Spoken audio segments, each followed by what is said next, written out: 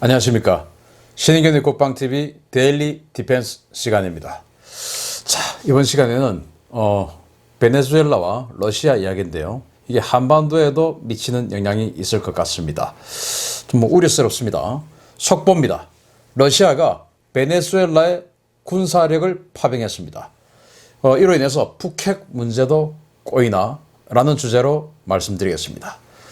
자, 신인균의 국방TV는 그 누구보다도 발빠르게 군사 안보 소식을 가장 정확하고 유니크하게 전달해 드립니다. 구독, 좋아요, 알림 눌러주십시오. 3월 23일 베네수엘라 카라카스, 베네수엘라 수도입니다. 그러니까 우리 시간으로는 3월 24일입니다. 어제죠. 여기에 지금 공항에 이제 비행기가 철조망대로 비행기가 보이는데 바로 러시아 공군의 안토노프 124라고 하는 대형 수송기입니다. 러시아 공군 대형 수송기 안토노프 124가 베네수엘라 수도 카라카스에 포착이 됐습니다. 또 다음 사진 한번 보시죠.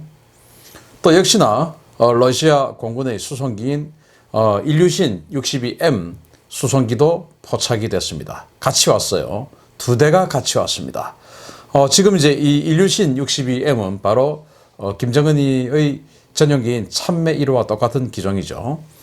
여기 보면 지금 병력들이, 군인들이 내리고 있는 모습이 보입니다.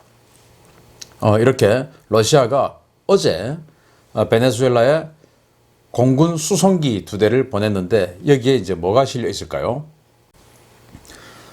현지 언론입니다. 23일 속보로 지금 나왔는데요. 러시아가 안토노프 124 수송기와 IL-62M 수송기 두 대에 100명의 군대와 35톤 규모의 내용 미상 물자를 베네수엘라 카라카스로 파견했다. 러시아군 병력은 러시아 육군 참모 차장 바실리 톤코시크로프 중장이 인솔했으며 시리아를 거쳐 카라카스에 도착했다. 이렇게 속보를 전달했습니다. 자, 아까 이제 두 대 보여드린 그 수송기 중에서 첫 번째 사진에 나왔던 그 큰 수송기, 그게 안토노프 124입니다. 여기에 35톤 규모의 뭐가 뭔지는 모르겠지만 35톤 규모의 물자가 실려 왔고요. 그리고 두 번째 보여드린 사진에 일류신 62M 그 수송기인데 거기에는 병력 100여 명을 싣고 왔습니다. 아마도 35톤 규모의 물자 같으면은 탄약과 화기 이런 것들을 싣고 왔겠죠. 그리고 100명, 불과 100명만 지금 데리고 왔는데 이 인솔자가 무려 육군 참모 차장입니다. 육군 참모 차장이 이 100명의 인솔자를 데리고 왔다라고 하면은 이 100명이 가지는 가치, 그리고 100명이 던지는 메시지는 굉장히 크다, 이렇게 이야기할 수 있는 것이고, 이 100명이 또 그 베네수엘라의 마두로 대통령에게 실어주는 이 힘이 이 러시아군 육군 참모 차장이 왔기 때문에 굉장히 큰 힘을 실어주는 것이다, 이렇게 볼 수 있고요. 제가 봤을 때 이 병력은 아마도 마두로를 경호하는, 보호하는 그런 병력이 아닐까 생각이 됩니다.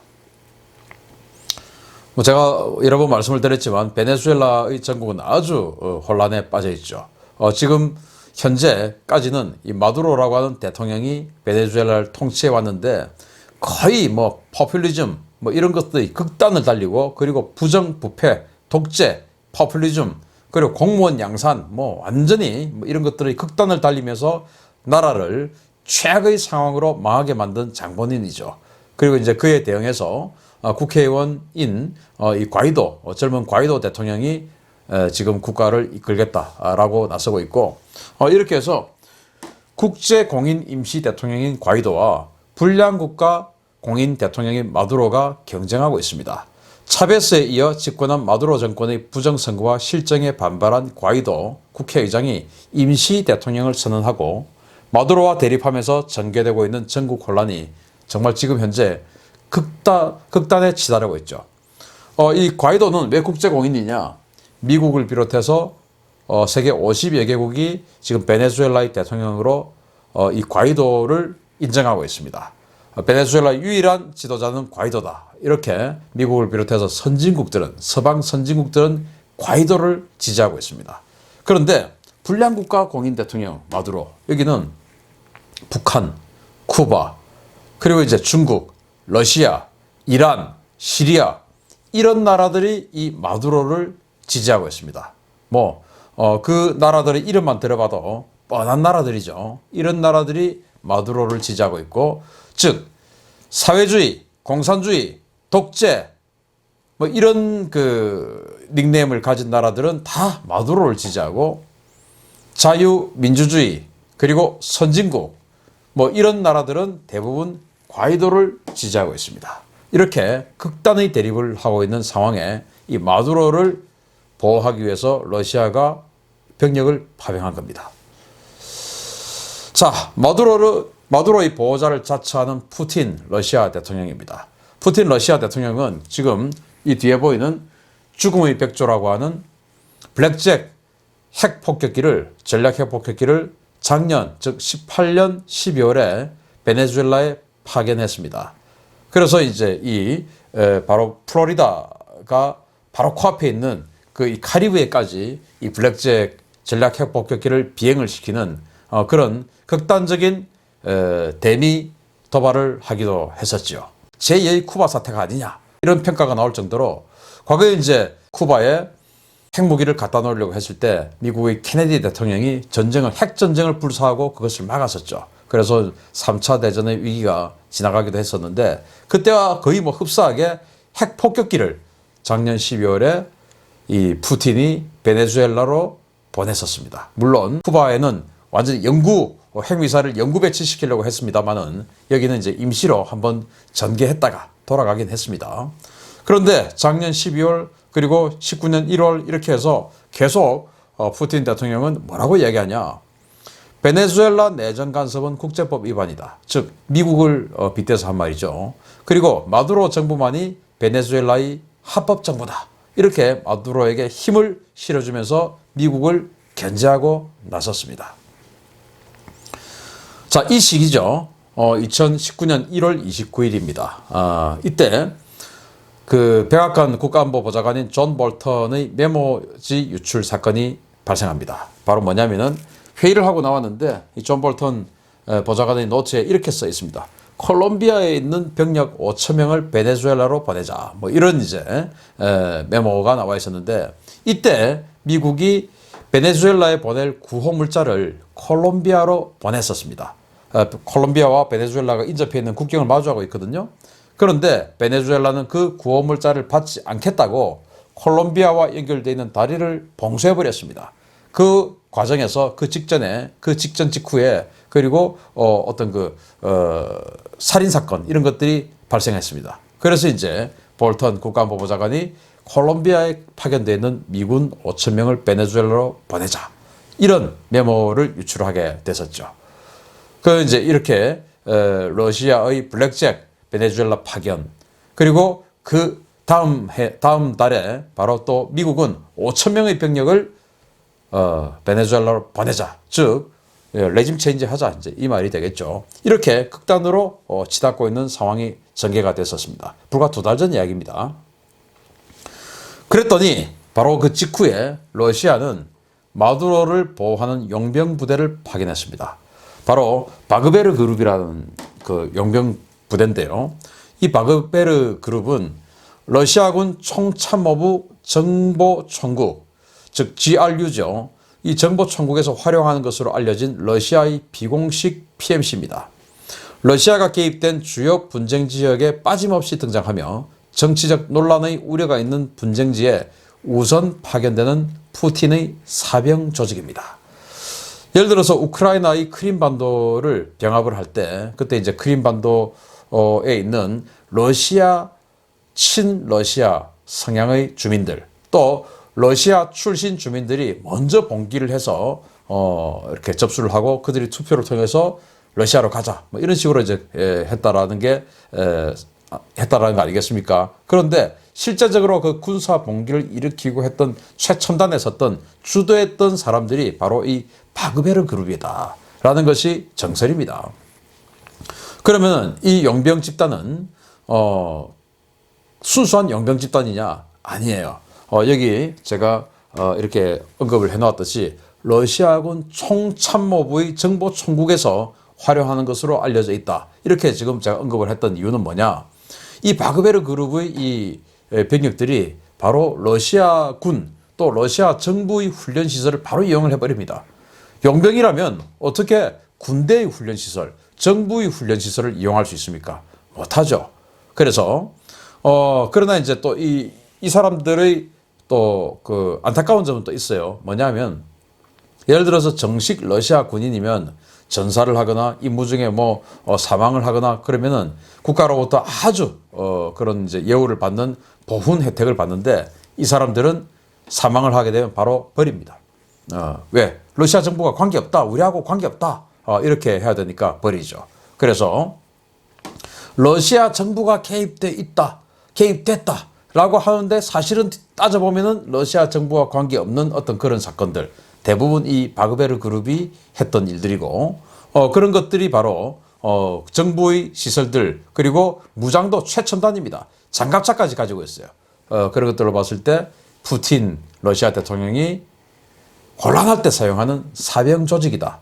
이렇게 보는 것이 정설입니다. 즉, 그런 푸틴의 사병 조직을 지난 1월에 볼턴이 5천 명의 병력을 베네수엘라로 보내서 레짐 체인지를 하자라는 그런 메모를 유출을 했을 때 그 직후에 바로 이 마두로를 지켜주기 위해서 이 용병 조직인 바그베르 그룹의 병력들을 마두로 측근으로 러시아가 보내준 겁니다.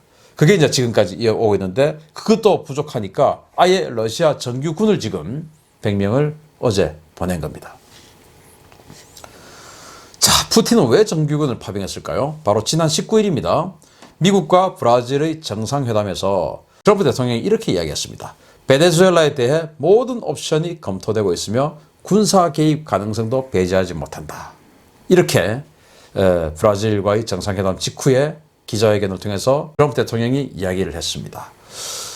자, 아까 바그베르 그룹은 실제로는 러시아 군이다라는 것이 거의 정설이지만 그러나 국제법적으로 러시아군은 아니죠.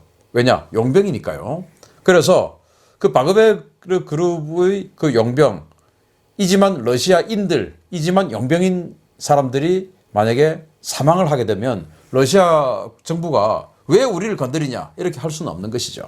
그래서 정말로 이 마두로를 지키기 위해서 이제는 아예 정규군까지 보내버린 것입니다. 용병까지도 안 되겠다. 진짜 미국이 이제 공격하려고 하니까 정규군 보내준 겁니다. 자, 이런 상황에서 아주 미군이 바빠지고 있었죠. 여기 이제 베네수엘라 바로 북쪽에 푸에르토리코가 있습니다. 이 푸에르토리코는 바로 미국령이죠. 여기에서 출발한 RC-135 리벳 조인트 전략정찰기가 감청 신호정보 수집하는 이 전략정찰기가 지속적으로 베네수엘라 앞을 정찰을 하고 있습니다. 지난 21일, 즉 3월 21일에도 이렇게 베네수엘라 앞을 쭉 가면서 카라카스입니다. 수도죠. 가면서 이제 베네수엘라에 무슨 일이 있는지, 정말로 러시아군이 오는지, 언제, 어떤 규모로, 어떻게 오는지를 계속적으로 이제 탐지하고 있는 그런 상황이었습니다. 이런 상황에 진짜로 러시아군이 베네수엘라로 와버린 겁니다. 자, 불량국가 리그의 보호자입니다. 푸틴은. 그래서 미국에게 들어와 보시든가, 이제 이 마두로를 품 안에 다 안고 들어와 보시든가, 이렇게 이야기를 하죠. 푸틴이, 정말 참 짜증난다라고 생각하겠죠. 왜냐? 이 푸틴은 이렇게 해서 불량 독재 국가를 보호해줬던 전례가 있습니다. 바로 시리아죠. 시리아 정부군이 반군 지역에 있는 지역을 향해서 살인가스 공격을 해서 어마어마한 인명피해를 야기시켰었습니다. 그래서 이제 이 반군을 미국이 사실상 도와주고 있었거든요. 그래서 이제 미국이 이 국제적으로 금지되어 있는 이 대량 살상무기, 화학무기를 써서 민간인을 살상했기 때문에 이 아자르 정권은 그냥 둘 수 없다 해서 군사 개입을 시사했을 때 2015년에 이 푸틴은 IS의 퇴치를 명분으로 시리아에 해군과 공군을 파병했습니다. 그러니까 이제 미국이 시리아를 치지를 못했죠. 그런 전례가 있었습니다. 즉 푸틴은 정말 이 자기 국민들을 향해서 살인가스로 학살을 하는 그 시리아의 아사드 정권, 그리고 아사드 정권이죠. 그리고 이 마두로, 베네수엘라의 마두로 정권, 이런 것들을 보호해주기 위해서 군사력 파병을 서슴지 않고 있습니다. 그리고 미국에게 정말 우리하고 한번 붙어볼 텐가? 이렇게 하는 것이죠. 미국도 아무리 지금 뭐 경제적으로 그 쇠락한, 또 군사적으로도 많이 쇠락한 그런 러시아라 하지만, 그래도 썩어도 준치, 또 부자가 망해도 3년은 간다고 아직도 러시아는 세계 최강 군사력을 가진 그런 국가 중에 하나입니다. 그러니까 이 시리아의 아사드 정권과 베네수엘라의 마두로 정권을 치기 위해서 러시아와 전쟁을 좀 거북스럽죠. 그래서 시리아가 살았습니다. 자, 이번에 베네수엘라의 마두로도 살 것이냐? 그런데 이제 여기까지는 뭐 사실 우리가 굉장히 관심 가는 부분은 아니죠. 우리는 이겁니다. 남의 일이 아닌 겁니다. 바로 김창선, 김정은의 집사라고 할 수 있는 이 김창선 노동당 부장이 모스크바를 방문했습니다. 뭐 때문에 갔을까요? 이 사람은 바로 의전을 챙기는 사람입니다. 즉, 김정은이 모스크바 또는 블라디보스토크 또는 그 중간 어딘가를 해서 푸틴 대통령과 만날 가능성이 아주 높습니다. 그때 나를 좀 도와주시오, 나를 좀 살려주시오, 형님 하고 부탁할 가능성이 있죠. 지금 이제 이 푸틴 대통령은 불량국가, 최악의 독재자들, 아사드, 마두로, 이런 자들을 도와주기 위해서 군사력을 파병하고 실제로 도와줬고, 아사드는 살려줬습니다. 이제 마두로가 살 것인지 안 살 것인지는 지켜봐야 되겠는데, 김정은도 그런 식으로 살려줄 것이냐. 한반도 안정을 위해 평양에 병력을 파견하겠다 라고 선언을 하고 진짜로 평양에 병력을 한 100명 파견하면 어떻게 되겠습니까? 지금 미국이 준비하고 있는 강력한 경제적 압박에 이어서 이것마저도 안 되면 레짐 체인지를 할 수 있는 군사적 조치, 이것까지도 다 준비가 되어야 정말로 북한의 비핵화 만들 수가 있는데, 만약에 푸틴이 이런 식으로 나서버리면 굉장히 힘들어지죠.